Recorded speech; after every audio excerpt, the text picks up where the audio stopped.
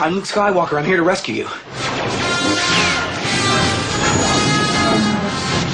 It is the most popular space adventure of all time. Exciting is hardly the word I would choose. It's one of the most groundbreaking sagas in Hollywood history. There'll be no one to stop us this time. It captured imaginations with an irresistible force. You've taken your first step into a larger world. And catapulted 3 young performers to superstardom. I got him! Great kid! Don't get cocky! My whole life was changed by the opportunities that came to me through the success of Star Wars. It really is a wonderful morality tale.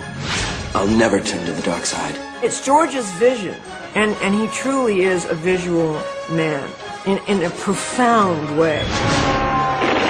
But the Star Wars trilogy didn't just change the way we look at movies. It changed the way that movies are made. You must unlearn what you have learned. There's so many accomplishments that George has done that really has changed the business as we know it. We did it! What began as a galactic fairy tale became a success story beyond one man's wildest dreams. The Force will be with you, always. I expected not to ever make a hit movie. That wasn't my agenda. I certainly didn't expect Star Wars to be this giant hit.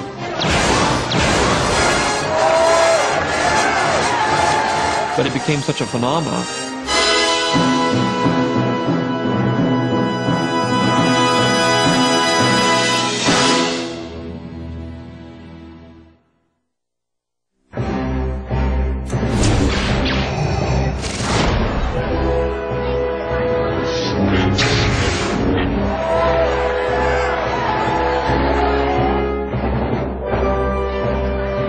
It's hard to remember a time before Star Wars.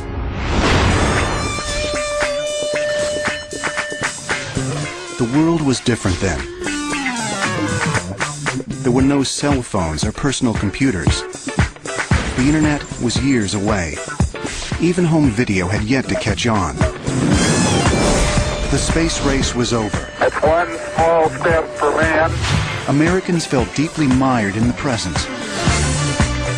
It was a time of economic inflation and rising oil prices. And the nation had grown cynical about its heroes and its leaders. Well, I'm not a crook. In our country, Watergate tore us apart. And then we had the Vietnam War on top of that, which was dividing the nation like nothing else had. It was a terrible decade of great storm and violence in our history.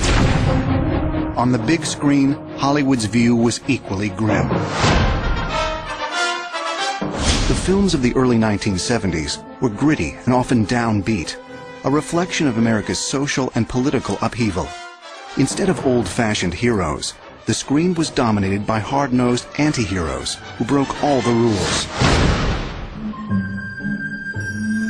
In the late 60s, the Warners, the Xanax, all the people that started the studios in the first place were retiring, and they were selling the studios to corporations. They were beverage companies and all kinds of they were in other businesses. They didn't know at all how to run a movie studio. All they know is if the marketing department said people want to see this, then you make that. So they started marketing pictures and studying the demographics and all these kinds of things, and they realized that there was a market for films made by young people for young people because the young person was becoming a bigger part of their market.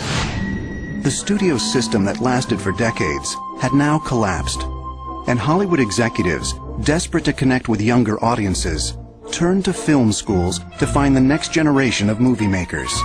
Action. It was in this atmosphere of change that gifted young directors like Francis Ford Coppola, Brian De Palma, Martin Scorsese, and Steven Spielberg brought a more personal sensibility to the screen. It was a state of confusion, and a lot of filmmakers got to make projects that they ordinarily wouldn't have gotten to make. And I got caught right in the middle of it.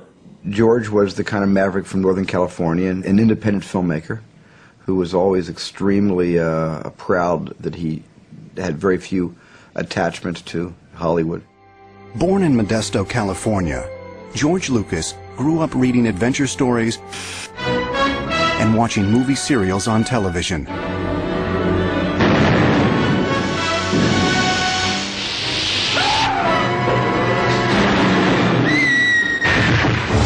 But it wasn't until college that his own dreams of filmmaking began to surface.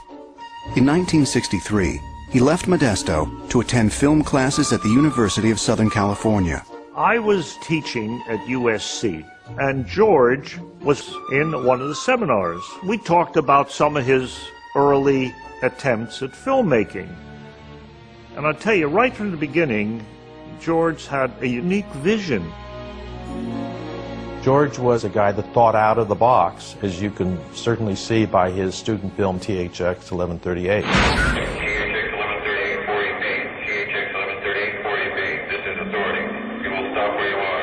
And he shot a film that was 20 minutes long.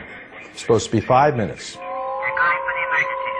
But he got a great deal of recognition and opened the eyes of the professors that kids could do something out of the box, beyond what the restrictions were. Lucas won acclaim for his technical skills and imagination as a storyteller. His interest in mythology and philosophy gave his work an added dimension.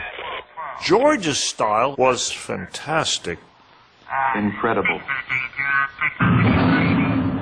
I don't care what he was doing, it just looked more personal than some of the other work.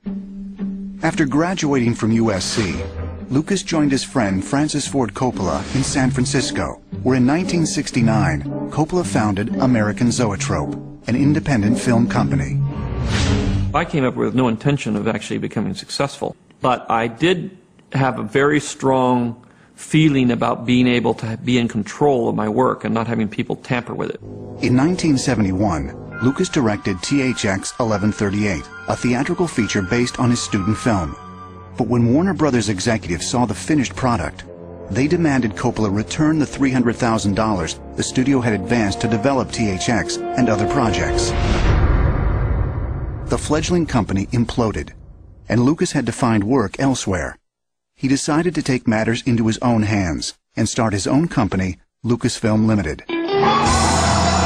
For his first project under this new banner, Lucas chose American Graffiti, an affectionate look at teenage cruising in the early 1960s. I'm a ready teddy. Well, get bent, turkey.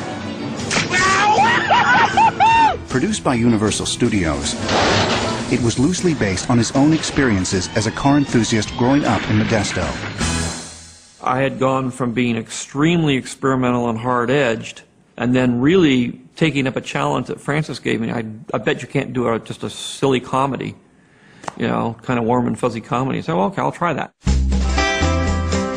The film was shot in just 28 days for under $1 million. Co-producing was another USC alumnus, Gary Kurtz. Toward the end of the post-production on American Graffiti, we organized a screening at the North Point Cinema in San Francisco. And we felt the reaction to the film was quite positive. But Ned Tannen from Universal was very upset. He said, you shouldn't be showing it to an audience at this stage, and we were totally flabbergasted. My first film they didn't understand, and they meddled with it after it was all finished. Same thing with my second film. The corporate entity came in and jerry-rigged with it, cut 5 minutes out. But even before the release of American Graffiti, George Lucas's imagination was pointed at the stars. All during this time, he was talking about the fact that he would like to do a Flash Gordon kind of 1930s space opera, and he started working on that in earnest. And people said, well, all things to pick. Why in the world would you do that? I said, well, you know, it's fun to make films for young people. It's a chance to sort of make an impression on them. I want to do this.